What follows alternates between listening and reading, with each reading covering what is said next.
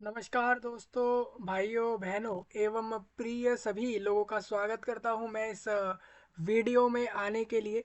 पूरे विश्व भर में से किसी भी जगह से देख रहे और सुन रहे सभी लोगों का इस वीडियो में आने के लिए सबसे पहले स्वागत है।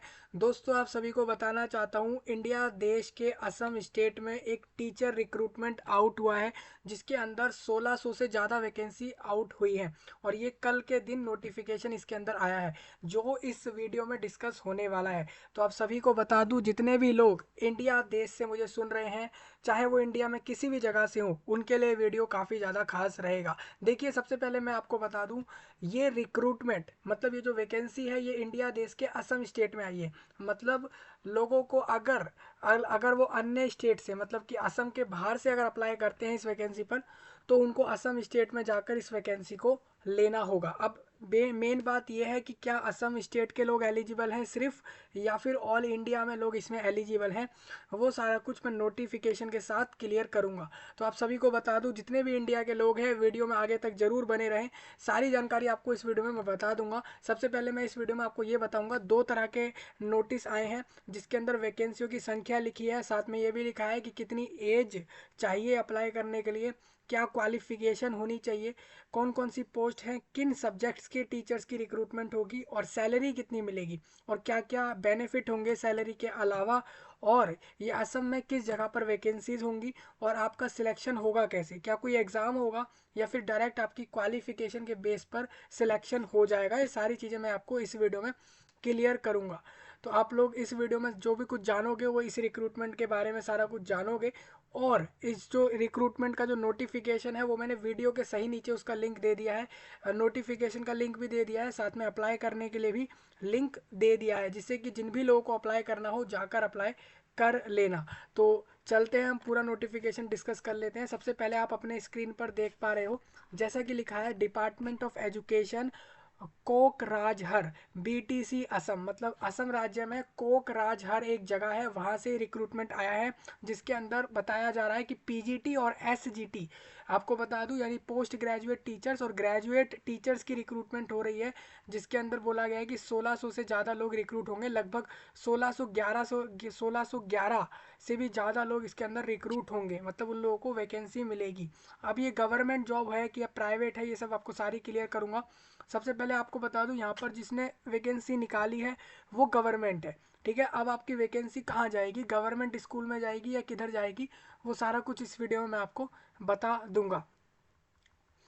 तो सबसे पहले आपके स्क्रीन पर ये वेबसाइट है, इसमें आप थोड़ा सा नीचे करोगे तो आपको यहाँ से नोटिफिकेशन दिख जाएगा। जैसे आप यहाँ पर देखोगे, टेस्ट कम रिक्रूटमेंट, टेस्ट के लिए आपको रजिस्टर करना होगा यहाँ पर। और इसी के अंदर आप लोगों को टीईटी रिक्रूटमेंट अलग हो जाता है, मतलब स्टेट में, असम स्टेट में अलग से जो है टेट एग्ज़ाम होता है। टेट मतलब टीचर एलिजिबिलिटी टेस्ट। इसका मतलब ये होता है कि कैंडिडेट को अगर किसी स्कूल में, असम स्टेट के अगर किसी स्कूल में उसको जाकर पढ़ाना है एक टीचर के लिए, टीचर के तौर पर, तो उसको एक टेट नाम का एक एग्ज़ाम देना होता है, जिसको बोलते हैं टीचर एलिजिबिलिटी टेस्ट। और ये आज के समय पे इंडिया देश के हर स्टेट में स्टेट गवर्नमेंट करवाती है। मैं आपको बताना चाहता हूँ, इंडिया देश के हर स्टेट में आज के समय पर टेट खुद के होते हैं, जो कि गवर्नमेंट लेवल पर होते हैं। इसके अलावा एक सी टेट होता है। सी टेट मतलब ये होता है जो कि गवर्नमेंट ऑफ इंडिया करवाती है, जो कि पूरे इंडिया देश में लगभग सेंटर्स रख के 100 200 या 500 1000 के लगभग सेंटर्स रहते हैं, और साल में इसको 2 बार करा लिया जाता है। इससे होता क्या है, अगर आप लोग सी टेट दोगे तो 1 से 8 क्लास को पढ़ाने के लिए एलिजिबल हो जाते हो स्कूल्स के लिए। और अगर आप लोग जो है सिर्फ टेट दोगे तो आप लोग 1 से 8 को पढ़ाने के लिए एलिजिबल हो, लेकिन आप सिर्फ स्टेट के स्कूल के लिए एलिजिबल होते हो। लेकिन अगर आपने सी टेट पास कर लिया तो आप लोग पूरे इंडिया में किसी भी गवर्नमेंट ऑफ इंडिया के स्कूल्स में जाकर पढ़ा सकते हो उस सर्टिफिकेट के बिहाफ पर। ठीक है, तो ये चीज़ें रखी गई है। और अभी गवर्नमेंट द्वारा एक परसों एक नोटिस आया था 2 दिन पहले, जिसमें ये बताया गया है कि आप लोगों का जल्द ही इसमें एक और 9 से 12 क्लास के लिए भी टेट करवाने की जो है गवर्नमेंट की प्लानिंग है। मतलब कि जो लोग 9 से 12 क्लास को स्कूल्स में जाकर पढ़ाना चाह रहे हैं, चाहे वो किसी भी सब्जेक्ट में चाहे, तो उसके लिए अब गवर्नमेंट एक टेट करवाना जाएगी, जो कि कराएगी ऑल इंडिया लेवल पर, क्योंकि अभी तक क्या है, स्टेट लेवल के टेट तो हो रहे थे, स्टेट लेवल के टेट जो थे वो 1 से 12 क्लास तक हो रहे थे, लेकिन जो ऑल इंडिया लेवल पर था वो सिर्फ 1 से 8 क्लास के लिए था, 9, 10 और 11, 12 क्लास के लिए नहीं था। तो वो जल्द ही बताया जा रहा है कि आपके 2025 के जनवरी से इसको जो है ऑल इंडिया में पब्लिश कर दिया जाएगा, मतलब ऑल इंडिया में इस चीज़ को लाया जाएगा, और इसके हिसाब से आप लोग 9 से 12 क्लास के लिए भी गवर्नमेंट ऑफ इंडिया के स्कूल्स में जाकर पढ़ा सकते हो, जो कि अलग से ऑल इंडिया टेट रहेगा। ठीक है, तो उसके बारे में जब भी कुछ आएगा तो मैं आपको बता दूंगा। इस वीडियो में इतना समझिए कि आप लोगों का जो असम स्टेट से रिक्रूटमेंट आया है वो मैं बता रहा हूँ। अभी टीचर का रिक्रूटमेंट है, इसीलिए मैंने इस वाली बात को यहाँ पर क्लियर कर दिया है। ठीक है, अब हम चलते हैं डायरेक्ट नोटिफिकेशन की तरफ। देखो ये नोटिफिकेशन आया था 13 फरवरी को, यानी कि आज से 6 दिन पहले आ गया था। आप लोग स्क्रीन पर देख पा रहे होंगे, इसमें क्या लिखा है, applications are invited from eligible Indian citizen, मतलब जो भी इंडिया देश के नागरिक हैं, चाहे वो इंडिया में किसी भी जगह से हैं, बिहार से हैं, वेस्ट बंगाल से, त्रिपुरा, तेलंगाना से है, किसी भी यूनियन यूटी से या किसी भी स्टेट से हैं, वो लोग फॉर्म भर सकते हैं। लेकिन इन्होंने आज आगे एक और चीज़ लिखी है, परमानेंट रेसिडेंट्स ऑफ असम, मतलब कि वो लोग जो परमानेंटली निवासी हों असम स्टेट के, वही लोग फॉर्म भरेंगे। ठीक है, तो कहीं ना कहीं यहाँ पर ये बात क्लियर हो गई कि अदर स्टेट कैंडिडेट एलिजिबल नहीं है। तो मैंने आपको जैसा कहा था कि नोटिस के अंदर बताऊंगा कि आप लोग ऑल इंडिया से अप्लाई कर सकते हो या नहीं। तो सिंपल सी बात है, इस रिक्रूटमेंट में सिर्फ इंडिया देश के नागरिक प्लस असम में रहने वाले लोग ही फॉर्म भरेंगे। ठीक है, तो टोटल वैकेंसी आई है 141, जो कि ग्रेजुएट टीचर्स की है और जो पोस्ट ग्रेजुएट टीचर्स की है, और इसके अलावा अलग से और 1500 के लगभग वैकेंसी और अलग से हैं। तो सारा कुछ इसमें डिस्कस होगा वीडियो में, सभी लोग ध्यान से सुन लें। और ये सारी जॉब गवर्नमेंट्स हैं। देखिए यहाँ पर आप पता लग चुका है, देखिए आपको बता दूं, 141 लोग रिक्रूट होंगे पोस्ट ग्रेजुएट टीचर्स के तौर पर in the different provincialised secondary schools, मतलब सिंपल कहना इनका यही है, जो बड़े स्तर की क्लासेस को पढ़ा रहे हैं स्कूल्स में उनके लिए, under the director of education, मतलब जो डीओई है, बीटीसी कोकराझार। कोकराझार स्टेट में एक जगह है। इन द स्केल ऑफ पे आपको 22,000 से लेके 97,000 तक की सैलरी होगी। इसके अंदर इसके बीच में कोई भी सैलरी हो सकती है, इंक्लूडिंग ग्रेड पे भी आपको मिलेगा 11,800 रुपये का। तो कहीं ना कहीं और अदर अलाउंस भी हैं। अदर अलाउंस क्या होते हैं, जैसे मान के चलो आप लोग जिस स्कूल में जॉब करने जाओगे उसके आसपास एरिया में महंगाई हो जाती है, मान के चलते हैं कि वहाँ पर कुछ चीज़ें ऐसी है जो महंगी हो जाती है किसी कारण से, तो वो हो जाता है, फिर आपको डीए मिलता है। डीए मतलब होता है जो है डियरनेस अलाउंस, मतलब कि भाई महंगाई हो गई तो उस महंगाई का असर आपको नहीं देखने को मिलेगा। अगर आप इस जगह पर रिक्रूटमेंट ले लोगे तो आप लोगों को डियरनेस अलाउंस का फ़ायदा मिल जाएगा। इसके साथ साथ वो लोग एचआरए जैसी जो चीज़ें होती हैं, एचआरए मतलब होता है कि हाउस रेंट अलाउंस, मतलब कि भाई कहीं पर अगर वो जो जॉब करने आ रहा है टीचर के तौर पर, वो कहीं आसपास में ही अगर रेंट पर रह रहा होगा तो उसके जो हर घर का जो रेंट होगा वो भी ये रिक्रूटमेंट बॉडी यानी ये जो गवर्नमेंट है इसको पे कर देगी। तो कहीं ना कहीं आपको बताया जा रहा है कि आपको सैलरी भी मिलेगी, महंगाई भत्ता जिसको कहते हो आप लोग डीए, वो भी मिलेगा, एचआरए मिलेगा, और कुछ अलग से फ़ायदे जो होते हैं गवर्नमेंट्स एम्प्लॉय को, वो भी आप लोगों को यहाँ पर मिलेंगे। तो ये कहीं ना कहीं ये सारे पॉइंट इसमें लिखे हुए हैं। अगर आप मेरे से पूछो तो यहाँ पर एक आपकी, अगर मैं शुरुआती तौर पर अगर आप सैलरी जानना चाहो तो मैं आपको बता दूँ, आपकी सैलरी शुरुआती तौर पर 25,000 रुपये होगी, प्लस 12,000 रुपये आपको अलग से और मिलेंगे, जो कि आप लोगों का ग्रेड पे होगा। तो 12,000 ये और 25,000 वो, तो कहीं ना कहीं 37 से लेके 40,000, यानी पर मंथ 40,000 रुपये प्लस आपको यहाँ पर मिल जाएंगे इस पोस्ट पर। ठीक है, तो आप लोग अप्लाई कर सकते हो।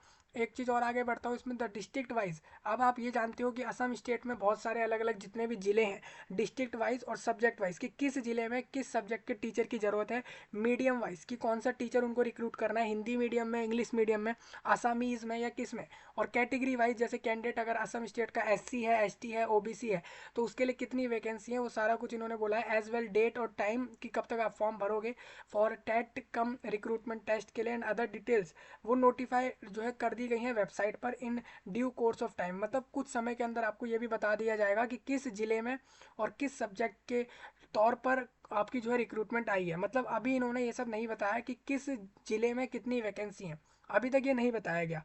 आप लोग जैसा कि जानते हो भाई, एक स्टेट में कितना बड़ा स्टेट होता है, उसके अंदर कितने सारी जो है ज़िले होते हैं। तो अगर आप इतने सारे ज़िलों में अलग अलग स्कूल में रिक्रूटमेंट करोगे तो आपको ये भी बताना पड़ेगा कि किस ज़िले में किस सब्जेक्ट के टीचर को कितने रिक्रूट करने हैं आप लोगों को, और किस कैटेगरी वालों को कितने लोगों को वैकेंसियाँ मिलेगी। तो ये चीज़ अभी तक नहीं आई है, ये अभी जल्द ही आ जाएगी। वैकेंसीज में वेरी ड्यू टू, मतलब वेरी मतलब ये हो जाता है कि वैकेंसी जो बताई गई हैं वो चेंज हो सकती है।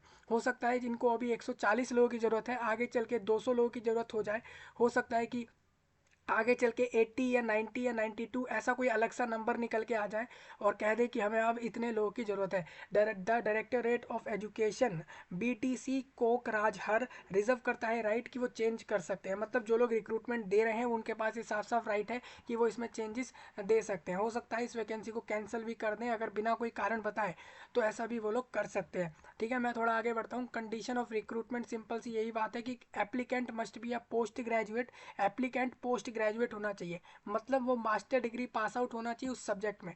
किस सब्जेक्ट में? जैसे कि मान के चले अगर आप लोग हिंदी सब्जेक्ट का वैकेंसी लेने जाओगे तो आप लोगों का मास्टर डिग्री पास आउट होना चाहिए जिस भी सब्जेक्ट में आपने पास किया। लेकिन उस पूरे डिग्री के कोर्स में आपने हिंदी सब्जेक्ट को अगर पढ़ा हुआ होगा तो आप लोग अप्लाई कर सकते हो। आपके पास 50% से ज़्यादा मार्क्स उसमें होने चाहिए किसी भी यूनिवर्सिटी से, पूरे किसी भी यूनिवर्सिटी से हो सकता है। और आपका जो है बैचलर ऑफ एजुकेशन यानी कि आपका बीएड एक डिग्री होता है, वो भी पास आउट होना चाहिए। ठीक है, और याद रखिए बीएड वाला जो यहाँ पर एक्सेप्ट होगा वो national council for teacher education, मतलब कि NCTE वाला एक्सेप्ट होगा।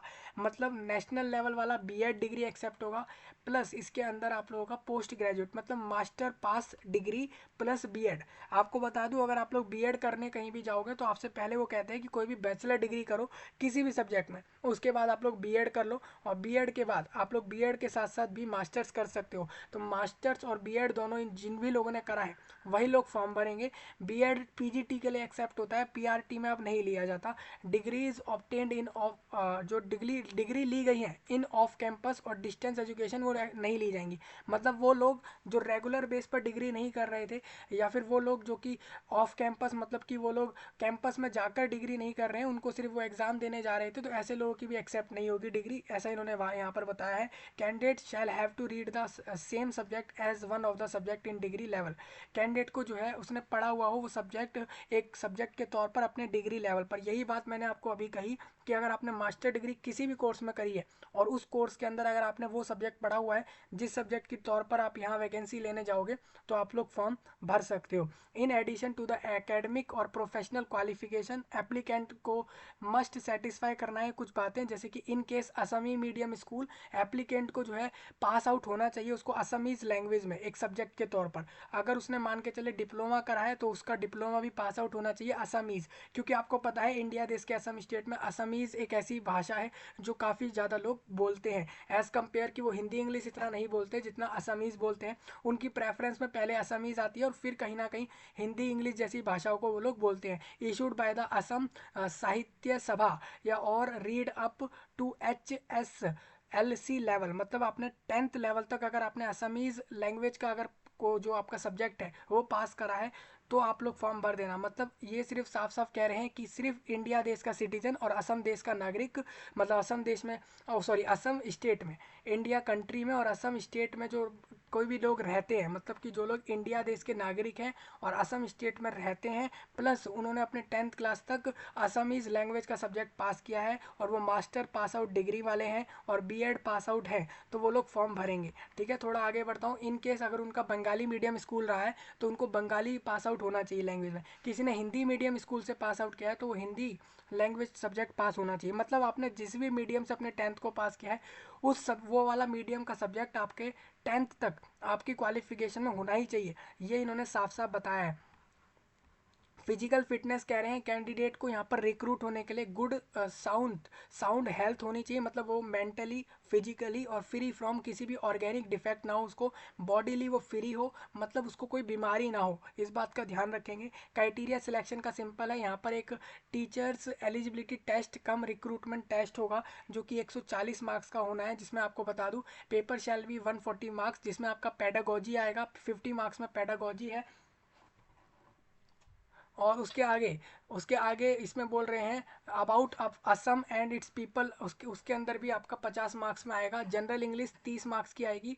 General studies and current affair 10 marks का आएगा। मतलब यहाँ पर बता रहे हैं कि 140 नंबर का एग्जाम होगा, जिसमें कि आपका पेडागोजी आपकी 50 नंबर की आएगी, और असम असम स्टेट के बारे में और असम स्टेट के जो लोग हैं उनके बारे में 50 मार्क्स का आएगा। जनरल इंग्लिश 30 नंबर की है, और जनरल स्टडीज़ और करंट अफेयर्स 10 नंबर के हैं। आपको बता दूं, अगर आप लोग नेशनल कैडेट कोर्प्स में कभी गए हो, या फिर आप लोग किसी स्पोर्ट्स में गए हो, या फिर आपने फाइन आर्ट्स या फिर कल्चरल एक्टिविटीज़ करी हैं, तो उसके 5 मार्क्स आपको फ़ायदे मिल जाएंगे अगर आप इसमें से कहीं पर भी गए हो। आगे चलते हैं थोड़ा इसी के अंदर। Candidate who have passed the higher secondary TET, जिसने भी हायर सेकेंडरी टेट को जो है पास किया और वो जो है not been appointed till date shall get weightage, 5% का उसको वेटेज मिल जाएगा। यहाँ पर एक एग्जाम होगा, बिना एग्जाम के बिहाफ पर रिक्रूटमेंट नहीं होगी, इस बात का ध्यान रखना है सभी लोगों को। There shall be one common question paper, एक क्वेश्चन पेपर रहेगा सारी वैकेंसियों पर, irrespective of subject for post graduate teacher recruitment. Number of qualified candidate in the TET shall be ratio of 1:1। ठीक है, मतलब ये कहते हैं कि जितनी वैकेंसी हैं उसी उसी हिसाब से उतने ही लोगों को हम पास करवाएंगे टेट के अंदर। इन्होंने कहा in case any post remains vacant, तो अगर कोई वैकेंसी खाली भी रह जाएगी तो हम उसके अंदर उसके 2 टाइम्स लोगों को रिक्रूट कर लेंगे। मतलब ये इनका कहना यही है कि 141 लोगों को रिक्रूट करेंगे, और एग्जाम के अंदर हम 1 या 2 टाइम्स लोगों को ही सिर्फ पास करेंगे जितनी हमारी वैकेंसी है। आगे चलता हूँ। मेरिट लिस्ट आपकी इस एग्जाम के बेस पर ही बनेगी। Candidate of the particular subject shall be filtered out from the main list into a separate merit list of a particular subject. Similar process shall be adopted for all other subjects. Other criteria simple है कि candidate को जो है एक अपनी ज़िले की जो है चॉइस देनी है कि उसको किस ज़िले में वैकेंसी चाहिए, जिससे कि यहाँ पर रिक्रूटमेंट बॉडी को पता लग जाए कि असम के इस ज़िले में इस कैंडिडेट को वैकेंसी चाहिए। इन केस मान लेता हूँ मैं 2 या 2 से ज़्यादा कैंडिडेट ऐसे हैं जो इस एग्ज़ाम में सेम नंबर ले आते हैं, तो उसके लिए इन्होंने एक टाई केस सॉल्विंग का एक फॉर्मूला बनाया हुआ है, जिससे ये रिक्रूटमेंट के अंदर टाई केस को सॉल्व कर देंगे। भाई ऐसा हो सकता है ना कि 140 नंबर का एग्जाम है, ठीक है, और ऐसे काफ़ी लोग निकल जाएं जिनके सेम मार्क्स आ जाएं, तो ऐसे में हम किसको ऊपर लेंगे लिस्ट में, ये भी हमारे लिए सोचने वाली बात है। तो ऐसे में रिक्रूटमेंट बॉडी ने एक चीज़ सोची हुई है, जैसे कि रिक्रूटमेंट बॉडी का ये कहना है कि जिस सब्जेक्ट के बिहाफ पर जो ज़्यादा क्वेश्चंस वाले नंबर जिसके अच्छे होंगे, सही होंगे, उसको ये लोग पहले ऊपर रख लेंगे, और फिर भी लोग सेम नंबर ले आएंगे, तो उसके बाद जो एज वाइज बड़ा होगा हम उसको पहले ले लेंगे, क्योंकि हमें पता है कि जिसकी एज ज़्यादा होती जा रही है उसके पास लाइफ में रिक्रूटमेंट के चांस कम हो जाते हैं। चलिए थोड़ा आगे बढ़ता हूँ। कैंडिडेट जो है उसकी एज 21 प्लस होनी चाहिए और 38 से कम होनी चाहिए। मतलब जो लोग 21 प्लस है और 38 से नीचे हैं वो लोग फॉर्म भर देंगे। अगर आप लोग नेवी, आर्मी और एयरफोर्स में जाकर काम करके आए हो तो आप लोग 40 साल तक फॉर्म भर सकते हो। और अगर असम स्टेट में आप लोग अनुसूचित जाति जनजाति हो तो आप लोगों को 5 साल का अपर एज यानी कि जो लास्ट एज है उसमें फ़ायदा मिलेगा। अगर आप लोग डिसेबल्ड हो, मान के चलो आप लोग दिव्यांग हो, तो आप लोगों को 10 साल का फ़ायदा इसमें मिल जाएगा। अपनी मैक्सिमम एज में 10 साल जोड़ लेना। मैं आपको साफ साफ बता दूं, 2023 की 1 जनवरी को देखा जाएगा आप लोग कितनी साल के थे, 21 साल के थे, 38 के थे, 37, 35 जो भी थे वो यहाँ से देख लिया जाएगा। चलिए थोड़ा आगे बढ़ते हैं इसी के अंदर। इसमें इन्होंने साफ बोला है कि ऑफलाइन मोड में फॉर्म नहीं भरना, सभी को ऑनलाइन फॉर्म भरना है। ठीक है, यहाँ पर ऑनलाइन सभी लोग फॉर्म भर देना, उसके बाद एग्जाम दे आना है। एग्जाम देने के तुरंत बाद आपका डॉक्यूमेंट वेरीफाई कर लेगी रिक्रूटमेंट बॉडी एक लिस्ट निकाल के, और डॉक्यूमेंट वेरीफाई करने के बाद लोगों को डायरेक्ट ज्वाइनिंग मिल जाएगी। साफ साफ बता दूं, यहाँ पर किसी को भी आने जाने का खर्चा नहीं मिलेगा। जैसे कि अगर आप एग्जाम देने जा रहे हो, डीवी करवाने जा रहे हो, तो किसी को भी कोई चार्ज नहीं मिलेगा। ठीक है, ये रिक्रूटमेंट में साफ बता दिया गया है। चलिए मैं थोड़ा आगे बढ़ता हूँ। यहाँ पर लिखा है और इसके आगे बढ़ूँ तो candidate will mention and select the name of district. वही मैंने साफ बता दिया कि भाई अपने ज़िले को चूज़ कर लेना कि किस ज़िले में आपको वैकेंसी चाहिए। ठीक है, हाँ, और ये ज़िले की लिस्ट कब आएगी, तो ये हफ्ते भर के अंदर लिस्ट आ जाएगी, जिसमें बताया जाएगा कि किस ज़िले में, किस स्कूल के अंदर या किस ज़िले के अंदर कितनी वैकेंसी आई है, किस सब्जेक्ट के टीचर्स की वैकेंसीज हैं, और उसके अंदर भी किस कैटेगरी की कितनी वैकेंसियाँ हैं। वो जल्द ही आपके सामने आ जाएंगी, तो मैं आपको बता दूंगा। थोड़ा आगे चलते हैं। तो ये पूरा नोटिफिकेशन हमारा यहाँ पर हो चुका है। आपको फॉर्म अप्लाई करने का समय मैं बता देता हूँ कितना रहेगा। तो जो भी लोग एलिजिबल हैं सिर्फ असम राज्य के लोग फॉर्म भरेंगे इसमें। 16 फरवरी से फॉर्म चालू हो गया था सुबह में 10 बजे से, और ये रात में 10 बजे पे 2 मार्च को क्लोज हो जाएगा। तो आपके पास आज से अगर आप देखो तो आज से भी आपके पास टोटल 12 दिन है। ठीक है, तो आपके पास अभी भी 12 दिन का समय है, और ऑनलाइन फॉर्म भरना है। अगर आप लोग ज़्यादातर लोगों तक पहुंचा दोगे इस जानकारी को तो वो लोग अप्लाई कर सकते हैं। 2 मार्च इसमें आखिरी समय रहेगा, और सिर्फ असम के लोग फॉर्म भरेंगे, और इसके बाहर के लोग फॉर्म नहीं भरेंगे। असम के बाहर के लोगों को फॉर्म नहीं भरना है। ठीक है, थोड़ा आगे बढ़ता हूँ इसी में। आप इतना याद रखना, फॉर्म में आपको क्या क्या डॉक्यूमेंट लगाना है। फोटोग्राफ लगाना है, 10th का मार्कशीट, 12th का मार्कशीट, और 12th के बाद उसके बाद बीएड का मार्कशीट, और एक डिग्री जो आपने करी है बैचलर वाली और मास्टर्स वाली, दोनों की डिग्रीज आपसे मांगी जा सकती हैं। सेमेस्टर की मार्कशीट मांग सकते हैं। इसके अलावा सिग्नेचर अपलोड करने होंगे। अगर आप असम स्टेट में किसी भी SC ST हो या रिजर्वेशन में आते हो तो कास्ट सर्टिफिकेट आप लगा देना। ये फॉर्म में लगाना है, और इसके बाद एग्जाम होने के बाद जब डॉक्यूमेंट वेरीफाई होंगे तब भी आप लोगों को ये सारी चीज़ें वहाँ पर ले जानी होंगी। प्लीज़ नोट में कुछ पॉइंट है, इसको एक बार आप रीड कर लेना, ये आपके लिए इंपॉर्टेंट रहेंगे। मैं डायरेक्ट आगे आ जाता हूँ। तो ये आपका पूरा नोटिफिकेशन हो गया। ये देखिए, ये नोटिस आया था आप लोगों के असम स्टेट के कोकराझार एक जिला, एक जगह है असम स्टेट में, वहाँ से ये नोटिस आया था। तो मैंने आपको ये बता दिया साफ साफ इसके अंदर जो भी आया हुआ है। चलिए मैं दूसरा नोटिफिकेशन इसी के अंदर जो आया है वो भी आपको बता देता हूँ। देखिए, ये आपके सामने नोटिफिकेशन है दूसरा। ये भी उसी दिन आ गया था, 13 फरवरी को आ गया था। इसमें भी यही बोला है, इंडिया के जितने भी नागरिक हैं प्लस असम स्टेट के निवासी हैं वही लोग फॉर्म भरेंगे। इसमें वैकेंसियों की संख्या ज़्यादा है, 1472 लोग इसमें लोगों को जॉब मिलेगी। कितने लोग? 1472 लोगों को जॉब मिलेगी। जिसके अंदर वो कहते हैं कि हमें चाहिए ग्रेजुएट टीचर्स चाहिए आर्ट्स के लिए, ग्रेजुएट टीचर चाहिए साइंस में, ग्रेजुएट टीचर हिंदी में, ग्रेजुएट टीचर संस्कृत के लिए हमें चाहिए। ठीक है, हमारे सेकेंडरी स्कूल जितने भी चल रहे हैं पूरे असम स्टेट में, जो भी डायरेक्टोरेट ऑफ स्कूल एजुकेशन में आते हैं उसके अंदर हम लोगों को रिक्रूट करेंगे। हम सैलरी देंगे 14,000 से 70,000 के बीच में, और 8,700 रुपये हम अलग से ग्रेड पे देंगे। तो टोटल ये कह रहे हैं कि 15,000 वो और 9,000 वो, तो कहीं ना कहीं हम आपको 25,000 के करीब पर मंथ जो है सैलरी दे देंगे, मतलब सारा कुछ मिलाकर। और उसके अलावा हम आपको महंगाई भत्ता जैसे डियरनेस अलाउंस और हाउस रेंट अलाउंस, बाकी कुछ जो अलग फ़ायदे होते हैं जो और लोगों को भी मिल रहे होंगे वो आपको मिल जाएंगे। यहाँ पर इन्होंने अदर अलाउंस बताए नहीं है, लेकिन वो मिलेंगे ज़रूर। ठीक है, मैं आगे बढ़ जाऊँ। इसमें भी आपका टेट एग्जाम होगा एक, उसको पास करने वालों को ही ये वैकेंसी मिलेगी। एक चीज़ और आपको बता दूँ, इसके लिए भी अलग अलग असम के जिलों की वैकेंसी जल्द ही आ जाएगी। 2 नोटिस आए हैं दोस्तों। ठीक है, दोनों में फ़र्क है, एक बार आप अच्छे से देख लेना। कंडीशन क्या है रिक्रूटमेंट के लिए वो आप देख लो। मिनिमम क्वालिफिकेशन सिंपल सी रहेगी कि इस वाले में तो आप लोगों का ग्रेजुएट होना जरूरी रहेगा, चाहे आप आर्ट्स से हो, साइंस से हो, कॉमर्स से हो। 50% से ज़्यादा मार्क्स अगर आपके आए हैं और आपने अगर बीएड पास आउट हो तो आप लोग फॉर्म भर दोगे। तो ये सारे कंडीशन लिखे हुए हैं। मिनिमम क्वालिफिकेशन, अगर आप हिंदी टीचर का वैकेंसी लेने जाते हो तो हिंदी टीचर के लिए आप लोगों का जो ग्रेजुएशन है ना, वो ग्रेजुएशन डिग्री हिंदी सब्जेक्ट का ही होना चाहिए। अगर आप लोग मान लो वैकेंसी लेने जाते हो संस्कृत टीचर की, तो संस्कृत के अंदर आप लोगों का शास्त्री के अंदर 50% से ज़्यादा मार्क्स होने चाहिए, प्लस आपका डिग्री के अंदर भी 50% से ज़्यादा मार्क्स होने चाहिए। तो आप लोग इस वाली वैकेंसी को भी ले सकते हो। तो ये सारा कुछ यहाँ पे लिखा है, अपने अपने सब्जेक्ट के हिसाब से एक बार वैकेंसी आप लोग रीड कर लो। और एक बात और याद रखना कि आप लोगों ने जो यहाँ से भी जिस भी मीडियम से अपने 10th क्लास को पास किया है, इतना याद रखें कि आपने अगर जिस भी मीडियम से पास किया है उसके अंदर वो सब्जेक्ट जरूर पास आउट हो। सपोज आप लोगों ने बंगाली मीडियम से अपने 10th को पास किया है तो बंगाली लैंग्वेज आपका 10th में पास होना चाहिए। अगर असमीज से किया है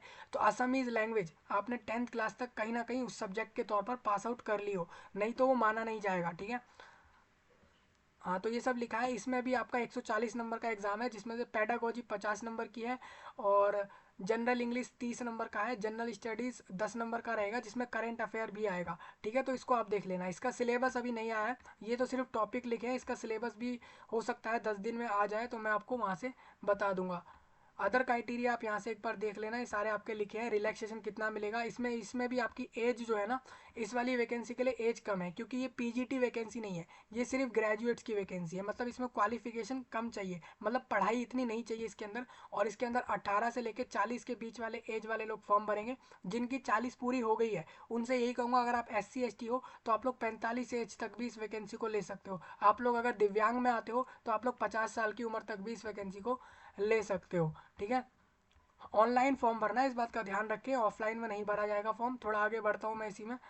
देखिए ये सब इसमें आपके डॉक्यूमेंट लिखे हैं, photograph, 10th 12th marksheet, graduation marksheet, semester marksheet, degree और बाकी सारी चीज़ें यहाँ पर लिखी हुई है। तो ये सारा पूरा नोटिफिकेशन इसका भी हो चुका है। और सिलेबस जैसे ही आएगा और वैकेंसियों की संख्या जैसे ही आ जाती है कि किस जिले में कितनी वैकेंसियाँ हैं, तो जैसे ही आएगा मैं आपको बता दूंगा। ये दोनों नोटिस आपके साथ डिस्कस कर दिए हैं मैंने। तो टोटल वैकेंसियों की संख्या आप जानना चाहते हो तो बता दूँ, 1472 ये हो गई हैं आपकी, और यहाँ पर 140 अलग है। ठीक है, तो यानी कि ये हो जाती है 1611 के करीब एक टोटल वैकेंसी हैं। तो इतनी ही है, मतलब 1600 से ज़्यादा लोगों को जॉब मिल जाएगी इंडिया के असम स्टेट में, जो कि टीचर्स के तौर पर मिलेगी। स्कूल्स के अंदर जाके पढ़ाना है। ग्रेजुएट और मास्टर्स वाले लोग इसमें अप्लाई कर सकते हैं। थोड़ा मैं आगे बढ़ता हूँ इसमें। ये अप्लाई करने का लिंक है, आप देख सकते हो यहाँ पर। न्यू रजिस्ट्रेशन पर क्लिक कर लेना, आप लोग अपना नाम डाल देना, ईमेल आईडी डाल देना, मोबाइल नंबर डालना, पासवर्ड अपना एक कोई नया सा पासवर्ड बना लेना जो आपको याद रहे, और इस तरीके से रजिस्ट्रेशन करके फॉर्म अप्लाई कर देना। तो इस तरीके से आपका फॉर्म अप्लाई हो जाएगा। आपने देखा कि पूरे नोटिफिकेशन में कहीं फीस के बारे में नहीं लिखा है। इसका मतलब ये है कि इस रिक्रूटमेंट पे आपसे कोई फीस चार्ज नहीं हो रही। लोग फ्री में फॉर्म भर सकते हैं इसमें और वैकेंसियों को ले सकते हैं। एग्ज़ाम देने देने जाना है उनको, एग्ज़ाम पास करने के बाद ये वैकेंसियाँ उनको मिल जाएंगी। तो ये पूरा नोटिस डिस्कस हो गया। कोई आपका डाउट रह गया हो तो ज़रूर कमेंट में आप लोग बता सकते हो। और इस जानकारी को सभी लोगों तक शेयर करें, असम स्टेट के लोगों तक ज़रूर पहुँचाएँ, क्योंकि इसमें सिर्फ असम स्टेट के लोग ही एलिजिबल हैं। और मैं आपसे मिल रहा हूँ नए टॉपिक के साथ, तब तक के लिए आप सभी का धन्यवाद।